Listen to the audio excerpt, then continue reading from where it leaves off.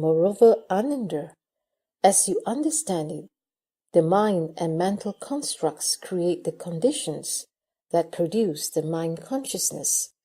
Is this consciousness produced because of the mind, such that the mind is its realm? Or is it produced because of mental constructs, such that mental constructs are its realm? Suppose, Ananda, that it were produced because of the mind. In your mind, there certainly must be thoughts. These give expressions to your mind. If there are no mental constructs before you, the mind does not give rise to anything. Apart from conditions, it has no shape. Thus, what use would the consciousness be? Moreover, is your conscious awareness the same as your mind organ, with its capacity to understand and make distinctions, or is it different? If it were the same as the mind, it would be the mind. How could it be something else that arises? If it were different from the mind, it should thereby be devoid of consciousness. If there were no consciousness, how would it arise from the mind? If there were consciousness, how would it differ from the mind? Since it is by nature neither the same nor different, how can a realm be established? Suppose it were produced because of mental constructs. None of the phenomena of the world exists apart from the 5 defiling objects. Consider the phenomena of form, of sound, of smell, of taste, and of touch. Each has a clearly distinguishable appearance, and is matched with one of the 5 organs. They are not what the mind takes in. Suppose your consciousness were indeed produced through a reliance on mental constructs. Take a close look at them now. What does each and every mental construct look like? Underlying the characteristics of form and emptiness, movement and stillness, penetration and obstruction, unity and separation, and production and extinction, there is nothing at all.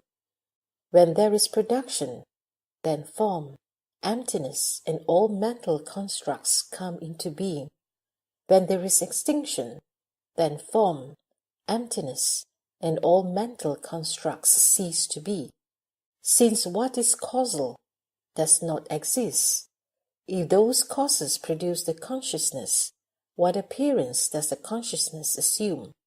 If there is nothing discernible about the consciousness, how can a realm be established for it? Therefore, you should know that, as to the mind and mental constructs being the conditions that produce the realm of the mind consciousness, none of the 3 places exists. Thus the 3 aspects of the mind, mental constructs, and the realm of the mind do not have their origin in causes and conditions, nor do their natures arise spontaneously.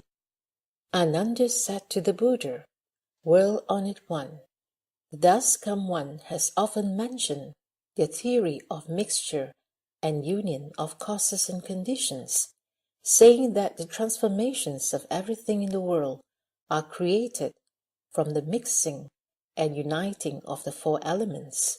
Why does the thus come one reject causes and conditions, and spontaneity as well? I do not know how to understand your meaning now. Please be compassionate as to instruct us living beings in the final meaning of the middle way, in the principles that are not idle theories." The World-Honored One then told Ananda, "You have renounced the small vehicle teaching given to the sound hearers and those enlightened to conditions, and have resolved to diligently seek unsurpassed Bodhi. Because of that, I will now explain the foremost truth to you. Why do you still bind yourself up in the idle theories and false thoughts current among people of the world? Although you are very learned, you are like someone who can discuss medicines but cannot distinguish a real medicine when it is placed before you. The thus come one says that you are truly pitiful. Listen attentively as I now explain this point in detail for you, and also for those of the future who cultivate the great vehicle, so that you all can penetrate to the real appearance. Ananda was silent and awaited the Buddha's holy instruction. Ananda, according to what is said, the mixing and uniting of the four elements create the myriad transformations of everything in the world. Ananda, if the nature of those elements do not mix and unite in substance, then they cannot combine with other elements, just as empty space cannot combine with forms. Assuming that they do mix and unite, they are then only in a process of transformation in which they depend on one another for existence from beginning to end. In the course of transformation, they are produced and extinguished, being born and then dying, dying and then being born, in birth after birth, in death after death, the way a torch spun in a circle forms an unbroken wheel of flame. Ananda, the process is like water becoming ice, and ice becoming water again.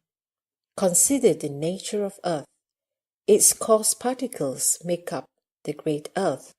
Its fine particles made up motes of dust, down to and including motes of dust, bordering upon emptiness. If one divides those fine motes of dust, their appearance is at the boundaries of form.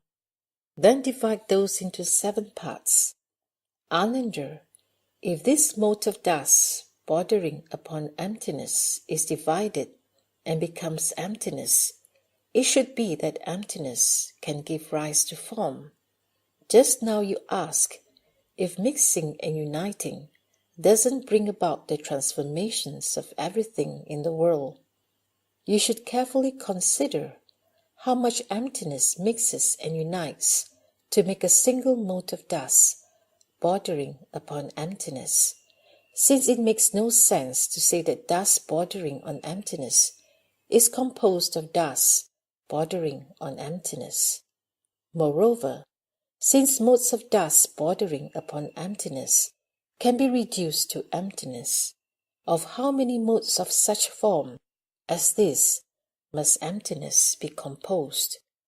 When these motes of form mass together, a mass of form does not make emptiness. When emptiness is massed together, a mass of emptiness does not make form. Besides, although form can be divided, how can emptiness be massed together? You simply do not know that in the treasury of the dust come one, the nature of form is true emptiness, and the nature of emptiness is true form. Pure at its origin, it pervades the Dharma realm. It accords with living beings' minds in response to their capacity to know. It is experienced to whatever extent is dictated by the law of karma. Ignorant of this fact, people in the world are so deluded as to assign its origin to causes and conditions or to spontaneity. These mystics, which arise from the discriminations and reasoning processes of the conscious mind, are nothing but the play of empty words, which have no real meaning. Ananda, fire which has no nature of its own, depends upon various causes and conditions for its existence. Consider a family in the city that has not yet eaten. When they wish to prepare food, they hold up a speculum to the sun seeking fire. Ananda, let us look into your suggestion that the fire comes forth from mixing and uniting. By way of example, you and I and the 1250 bhikshus unite together to form a community. However, a careful analysis of the community reveals that every member composing it has its own body, birthplace, clan, and name. For instance, Shariputra is a Brahman, Uruvilva is one of the Kashyapa clan, and you, Ananda, come from the Gautama family. Ananda, suppose fire existed because of mixing and uniting. When the hand holds up the speculum to the sun to seek fire, does the fire come out of the speculum? Does it come out of the moksha tinder, or does it come from the sun? Suppose, Ananda, that it came from the sun. Not only would it burn the moksha tinder in your hand, but as it came across the grooves of trees, it should burn them up as well. Suppose that it came from the speculum. Since it came out from within the speculum to ignite the moksha tinder, why doesn't the speculum melt? Yet your hand that holds it feels no heat. How then could the speculum melt? Suppose that the fire came from the moksha tinder, then why is fire generated only when the bright mirror comes into contact with the dazzling light? Furthermore, on closing examination, you'll find the speculum held in hands, the sun high up in the sky, and moksha grown from the ground. Where does the fire come from? How can it travel some distance to reach here? The sun and the speculum cannot mix and unite, since they are far apart from each other, nor can it be that the fire exists spontaneously without an origin. You simply do not know that in the treasury of the Daskam One, the nature of fire is true emptiness, and the nature of emptiness is true fire, pure at its origin. It pervades the Dharma realm. It accords with living beings' mind in response to their capacity to know.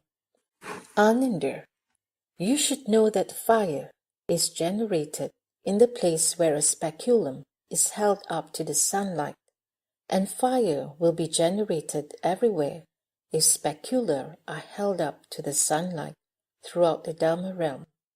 Since fire can come forth throughout the whole world, can there be any fixed place to which it is confined? It is experienced to whatever extent is dictated by the law of karma. Ignorant of this fact, people in the world are so deluded as to assign its origin to causes and conditions, or to spontaneity. These mystics, which arise from the discriminations and reasoning processes of the conscious mind, are nothing but the play of empty words which have no real meaning. Ananda, water is by nature unstable. It may keep on flowing or come to a stop. Kapila, Chakra, Padma, and Hasta, and other great magicians of Shravasti often hold up instruments to the light of the full moon at midnight to extract from the moon the essence of water to mix with their drugs. Does the water come out of the crystal ball? Does it exist of itself in space? Or does it come from the moon? Ananda, suppose the water came from the distant moon. Water then should also flow from all the grass and trees when the moonlight passes over them on its way to the crystal ball. If it does flow from them, why wait for it to come out of the crystal ball? If it does not flow from the trees, then it is clear that the water does not descend from the moon. If it came from the crystal balls, then it should flow from the crystal all the time. Why would they have to wait for midnight and the light of the full moon to receive it? If it came from space, which is by nature boundless, it would flow everywhere until everything between earth and sky was submerged. How then could there still be travel by water, land, and space? Furthermore, upon closer examination, you'll find that the moon moves through the sky. The crystal ball is held in the hand, and the pan for receiving the water is put there by someone. But where does the water that flows into the pan come from? The moon and the crystal balls cannot mix or unite, since they are far apart, nor can it be that the essence of water exists spontaneously without an origin. You still do not know that in the treasury of the thus come one, the nature of water is true emptiness, and the nature of emptiness is true water, pure in its origin. It pervades the Dharma realm. It accords with living beings' mind in response to their capacity to know. A crystal ball is held up at a certain place, and their water comes forth. If crystal balls were held up throughout the Dharma realm, then throughout the Dharma realm, water would come forth. Since water can come forth throughout the entire world, can there be any fixed place to which it is confined? It is experienced to whatever extent is dictated by the law of karma. Ignorant of this fact, people in the world are so deluded as to assign their origin to causes and conditions, or to spontaneity. These mystics, which arise from the discriminations and reasoning processes of the conscious mind, are nothing but the play of empty words which have no real meaning. Ananda, by nature, the wind has no substance, and its movements and stillness are erratic. You always adjust your robe as you enter the great assembly. When the corner of your sangati brushes the person next to you, there is a slight breeze which stirs against that person's face. Does this wind come from the corner of the kashaya? Does it arise from emptiness? Or is it produced from the face of the person brushed by the wind? Ananda, if the wind comes from the corner of the kashaya, you are then clad in the wind, and your kashaya should fly about and leave your body. I am now speaking Dharma in the midst of the assembly, and my robe remains motionless and hangs straight down. You should look closely at my robe to see whether there is any wind in it. It cannot be that the wind is stored somewhere in the robe either. If it arose from emptiness, why wouldn't the wind brush against the man even when your robe did not move? Emptiness is constant in nature, thus the wind should constantly arise. When there was no wind, the emptiness should disappear. You can perceive the disappearance of the wind, but what would be the disappearance of emptiness look like? If it did arise and disappear, it could not be what is called emptiness. Since it is what is called emptiness, how can it generate wind? If the wind came from the face of the person by your side, it would blow upon you while you set your robe in order. Why would it blow backwards upon the person from whom it was generated? Upon closer examination, you'll find that the robe is set in order by yourself. The face blown by the wind belongs to the person by your side, and the emptiness is tranquil and not involved in movement. Where then does the wind come from that blows in this place? The wind and emptiness cannot mix and unite, since they are different from each other. Nor should it be that the wind spontaneously exists without an origin. You still do not know that in the treasury of the thus come one, the nature of wind is true emptiness, and the nature of emptiness is true wind. Pure at its origin, it pervades the Dharma realm. It accords with living beings' minds in response to their capacity to know. Ananda, in the same way that you, as one person, move your robe slightly, and a small wind arises, so a wind arises in all countries if there is a similar movement throughout the Dharma realm. Since it can be produced throughout the world, how can there be any fixed place to which it is confined? It is experienced to whatever extent is dictated by the law of karma. Ignorant of this fact, people in the world are so deluded as to assign their origin to causes and conditions or to spontaneity. These mystics, which arise from the discriminations and reasoning processes of the conscious mind, are nothing but the play of empty words which bear no real meaning. Ananda, the nature of emptiness has no shape. It is only apparent because of form. For instance, Shravasti is far from the river.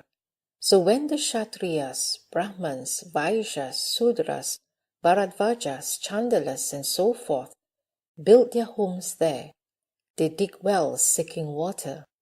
Where a foot of earth is removed, there is a foot of emptiness. Where as many as 10 feet of earth are removed, then there are 10 feet of emptiness. The depth of the emptiness corresponds to the amount of earth removed. Does this emptiness come out of the dirt? Does it exist because of the digging, or does it arise of itself without a cause? Moreover, Ananda, suppose this emptiness arose of itself without any cause. Why wasn't it unobstructed before the earth was dug? Quite the contrary. One saw only the great earth. There was no emptiness evident in it. If emptiness came about because of the removal of the earth, we should have seen it entering the well, as the earth was removed. If emptiness was not seen entering the well when the earth was first removed, how can we say that emptiness came about because of the removal of the earth? If there is no going in or coming out, then there is no difference between the earth and emptiness. Why then doesn't emptiness come out of the well along with the earth in the process of digging? If emptiness appeared because of the digging, then the digging would bring out emptiness instead of the earth. If emptiness does not come out because of the digging, then the digging yields only earth. Why then do we see emptiness appear as the well is dug? You should consider this even more carefully. Look into it deeply, and you'll find that the digging comes from the person's hand as its means of conveyance, and the earth exists because of a change in the ground. But what causes the emptiness to appear? The digging and the emptiness, one being substantial and the other insubstantial, do not function on the same plane. They do not mix and unite, nor can it be that emptiness exists spontaneously without an origin.